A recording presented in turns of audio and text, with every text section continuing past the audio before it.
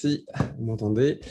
Merci pour l'introduction. Donc, effectivement, je vais vous parler un petit peu de ce que l'on a fait sur le challenge Spot Geo donc déjà l'année dernière. C'était à l'occasion d'un stage d'un élève INSA, donc Nicolas Dublé, qui était aussi encadré par Pierre Weiss, donc côté INSA, et donc du coup supporté côté Agenium Space, donc par l'équipe dont je fais partie. Donc très rapidement, nous, on est une petite société, on est une petite entreprise, on est de l'ordre de 12 personnes, avec plus de la moitié des personnes qui font de la production et de la réalisation. On a une expertise dans ce qui est le domaine d'observation de la Terre au travers de notre passé, que ce soit pour le CNES ou d'autres grands comptes. Essentiellement, on a des compétences sur ce qui est le travail d'image processing, mais aussi tout ce qui est production de segments sol, compréhension des mécanismes d'acquisition, tous les types de corrections et déformations qu'on peut avoir sur les images satellites, comment les reprojeter correctement au sol, les traiter. Et une autre partie très importante pour nous, c'est effectivement tout ce qui concerne les activités deep learning et notamment réussir à appliquer au maximum les techniques de deep learning aux problématiques que l'on peut rencontrer en observation de la Terre. Donc, les plus évidentes concerne bien sûr la détection d'objets d'intérêt ou, dans des cas plus spécifiques, faire des processing complètement au sol, mais pas forcément sur des applications qui utilisent de l'imagerie satellite, mais de l'imagerie en termes plus général. Et dans le cadre de ces activités-là, nous, ce qui nous intéresse beaucoup actuellement, c'est réussir à faire la portabilité de l'ensemble de ces types d'algorithmes sur du matériel qui vole. Donc, autrement dit, ça veut dire on cible des plateformes de type SOC FPGA, donc qui ont évidemment tout un tas de problèmes puisque leurs capacités de mémoire sont beaucoup plus petites que le matériel classique que l'on utilise au sol. Et les capacités de calcul sont aussi beaucoup plus réduites. Donc, c'est pour ça qu'on s'intéresse beaucoup à la simplification de réseaux, à la quantification des différents réseaux, et avec l'ambition de pouvoir apporter un service pour simplifier les réseaux qui seront portés sur ce type d'architecture. Donc, voilà. Donc, j'ai fini l'introduction pour la société. Donc, maintenant, je vais pouvoir revenir au challenge. Donc, du coup, le challenge, de quoi s'agit-il ? Il s'agit essentiellement d'un challenge qui vise à faire de la SSA. Donc, c'est de la surveillance un petit peu de l'espace. Dans les travaux qu'on a effectués, on avait essentiellement deux types d'approches. On a d'abord développé une approche variationnelle qui nous a servi à vraiment observer et faire attention aux données, comment elles avaient été mises en place et ce qu'on pouvait en faire, quel modèle on pouvait avoir derrière. Et malheureusement, comme on verra, bon, cette approche a été un petit peu difficile, révélée un petit peu difficile.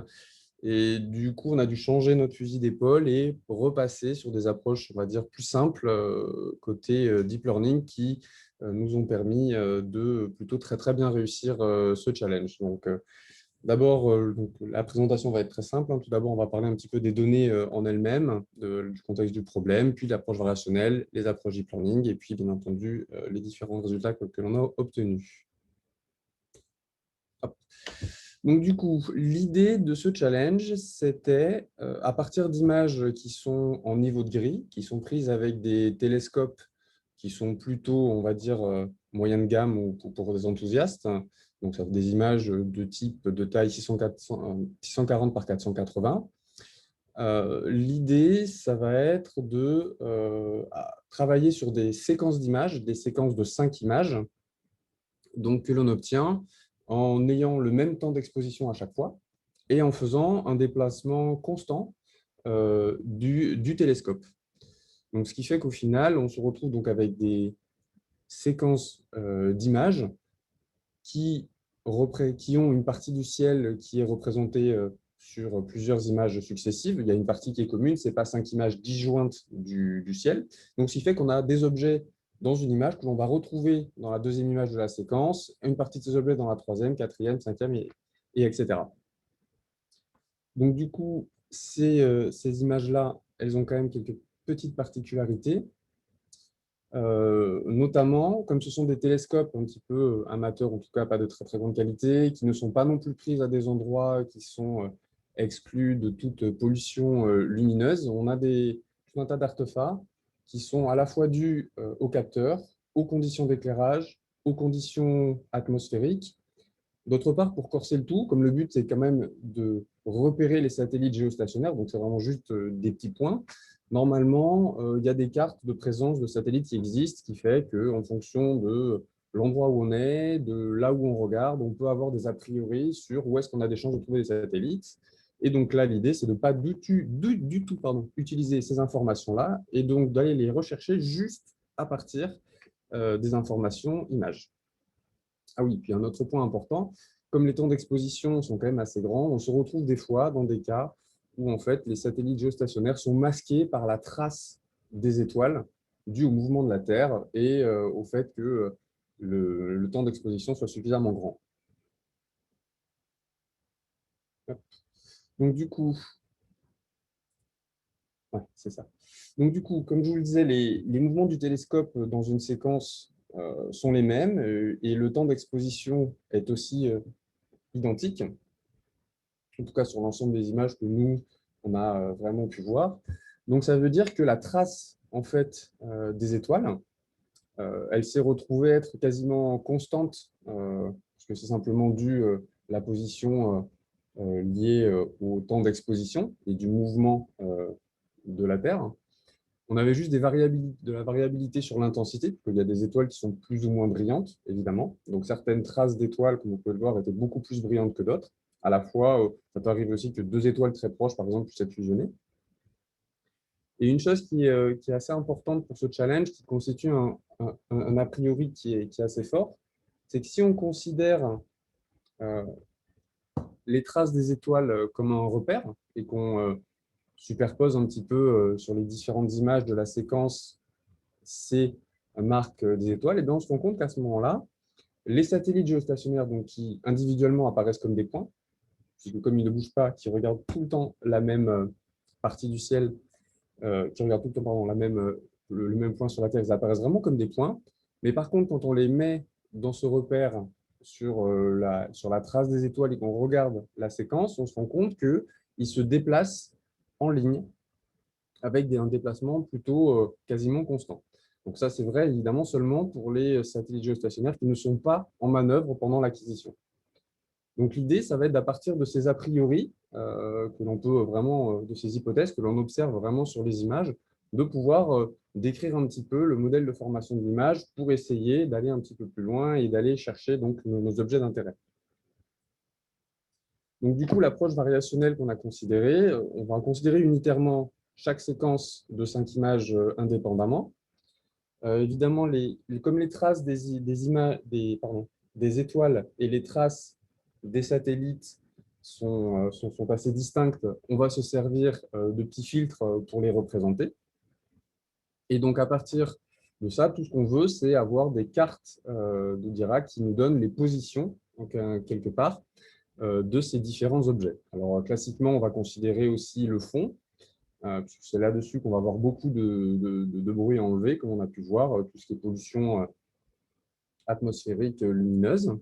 Le bruit qui est plutôt un bruit poissonien, on va considérer étant donné les matrices qui sont utilisées, les matrices cellulaires qui sont utilisées, et une forme de sampling et puis de clipping pour considérer le fait qu'on soit dans une résolution finie à partir d'un signal qui, a priori, les positions des satellites peuvent être arbitrairement précises.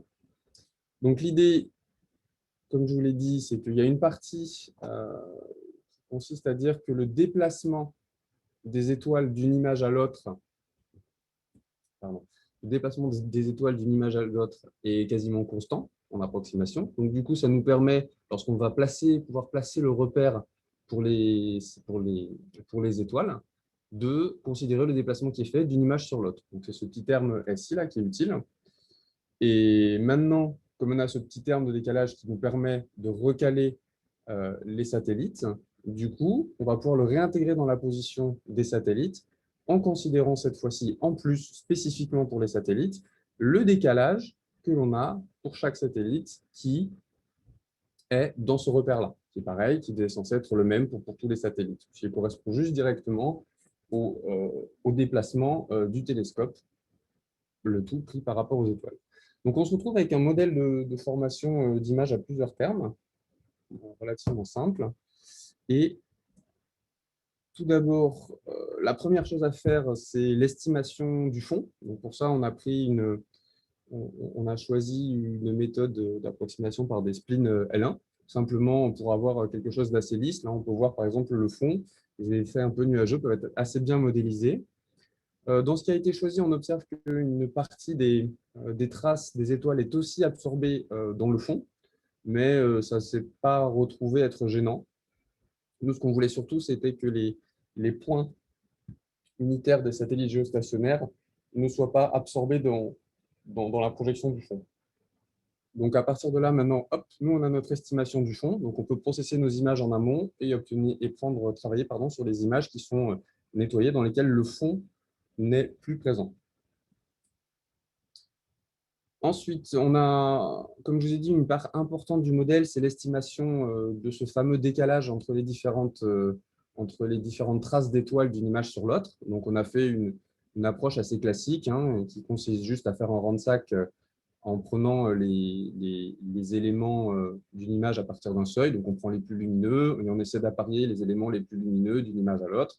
Donc, assez simplement, on arrive à obtenir des déplacements qu'on a pu projeter d'ailleurs pour bien vérifier qu'on avait essentiellement des translations et pas des translations avec des bouts de rotation aussi, parce que sinon le modèle aurait été plus compliqué. Donc ça, on a pu faire cette vérification-là sur l'ensemble de la base d'entraînement.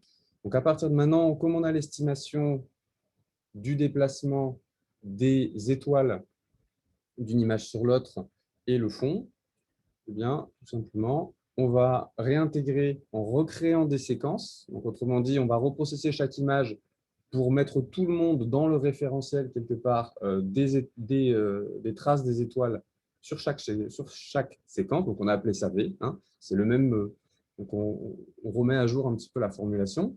Donc, juste là, comme le SI maintenant, on n'a plus à le gérer. Donc, on a vraiment ici juste une carte de Dirac simplement. Et ici, par contre, pour les satellites, on n'a plus qu'à considérer leur déplacement que l'on a dans ce référentiel. Donc, maintenant, l'idée, ça va être, on a le modèle de formation d'image. Donc maintenant, quel problème on a voulu résoudre donc, pour aller chercher donc, ces éléments-là, donc les cartes de Dirac des satellites et les cartes de Dirac des étoiles. Donc, on a pris juste la différence entre l'image, la différence au moindre carré entre l'image et notre modèle de formation au moindre carré, plus des pénalisations qui essayent de promouvoir la parcimonie. Alors, il y a un petit cas particulier puisqu'on a besoin d'un opérateur pour avoir une parcimonie spatiale pour les cartes de Dirac des satellites, puisque d'une image sur l'autre, le satellite dans le référentiel de la trace des étoiles se déplace. Donc, il faut un petit opérateur pour remettre tout ça droit. Là. Le petit dessin en haut à droite permet de le voir. Et donc, on a utilisé une norme un petit peu spéciale, hein, juste pour le faire, pour faire notre parcimonie. Alors, évidemment, les deux points qui nous intéressent, les deux variables qui nous intéressent, c'est le mu et puis le eta, et le mu et le nu, pardon. Et évidemment, en approche directe par des descentes de gradient, ce n'est pas possible. Donc, du coup, on a fait un schéma forward-backward assez simple. Donc, on a identifié d'abord la partie sur laquelle on allait pouvoir faire les parties en descente de gradient, donc ici qu'on a appelé JB, et puis de l'autre côté, identifier le prox et résoudre le prox en forme close des pénalisations qui sont utilisées. Donc, du coup, quand on déroule l'algorithme, on a vraiment les deux étapes classiques, une étape forward et une étape backward, sur laquelle donc, on itère au fur et à mesure pour obtenir nos solutions. Donc, on était très content quand on est arrivé là. On s'est rendu compte qu'il y avait quelques séquences. Au début, on avait fait des travaux sur les séquences sur lesquelles ça marchait assez bien, mais on s'est rendu compte que régler correctement l'ensemble des paramètres, donc ici les gamma 1 et puis gamma 2, pour l'ensemble des séquences, se révèle très, très difficile. On peut trouver des paramètres qui vont marcher sur quelques-unes, mais sur l'ensemble, c'est très difficile, notamment parce qu'il y a une confusion qui est effectuée. Et on s'est rendu compte d'autre chose de très gênant, c'est que l'hypothèse que l'ensemble des satellites géostationnaires n'était pas en manœuvre est fausse. En fait, il y a plus de 8% de l'ensemble des satellites sur la base de données d'entraînement. Donc, on supposait raisonnablement que dans l'ensemble de tests sur lesquels on allait faire l'évaluation finale, on allait se retrouver dans les mêmes conditions. Donc, on s'est dit qu'il allait falloir changer d'approche. Donc, juste pour vous donner une idée, au niveau de la confusion, en fait, là, vous avez la grande trace blanche, c'est une trace d'étoile. Et en fait, l'algorithme, malgré tous nos efforts pour les régler, il y a probablement d'autres choses à faire pour améliorer, mais en tout cas, sur l'approche que l'on avait choisie, malheureusement, il y a une confusion entre les traces des étoiles et puis les traces des satellites géostationnaires, à tel point que l'algorithme décide de remplir les traces des étoiles avec des satellites géostationnaires, ce qui n'est finalement pas du tout ce qu'on veut. Voilà. Donc malheureusement, on a dû changer d'approche pour y passer sur quelque chose de plus, on va dire, standard en termes de deep learning. Voilà. Donc, du coup, l'approche deep learning, bon, tout d'abord, la préparation de la base de données. Donc, en soi, il y avait 1280 séquences de 5 images, qui fait à peu près 6000 images individuelles. Nous, on a plutôt choisi d'aller travailler indépendamment pour les aspects deep learning sur chacune des images. Il a fallu recréer un masque qui est associé, puisque initialement, la vérité terrain était contenue dans un JSON qui donnait juste le centre du point. Donc, on a dû réévaluer à quoi ressemble vraiment la trace du satellite. Ça tombe bien, c'est ce qu'on avait fait quand on avait notre petit filtre G pour les satellites. Donc, on a pu comme ça recréer des masques de vérité terrain pixéliques, de plus large d'un pixel.